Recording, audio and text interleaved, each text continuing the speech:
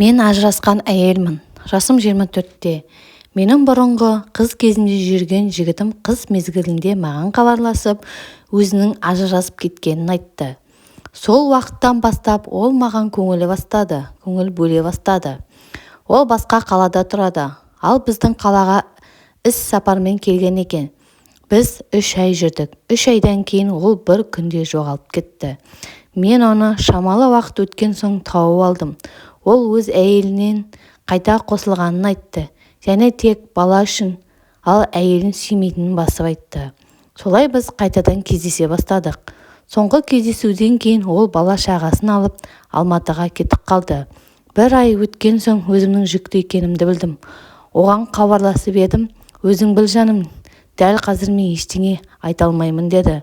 Содан түсік жасатуыма тура келді. Біз 3 ай жүргенде мен оған бауыр басып қалдым. Одан кете алмаған себебім де сол. Мен әйеліне болған жайды хабарлауды жөн көрдім. Олар мүлдем ажыраспаған болып шықты. Әйелі күйеуінің үнемі жүріс жасайтынын, бірақ ұстап алмаған соң мойындамайтынын айтты.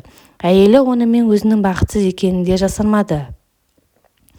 Қазір мен ол жігітпен байланысқаныма қатты өкінемін. Әйеліне хабарласып шындықты айтқаным дұрыс болды ма, жоқ па білмеймін, бірақ жеңілдеп қалдым. Басқа қыз-келіншектерге айтарым, көңілдес болуға ешқашан келіспеңіздер. Әйелдер де күйеуінің өзін алдап жүргенін тиіс білуі деп ойлаймын.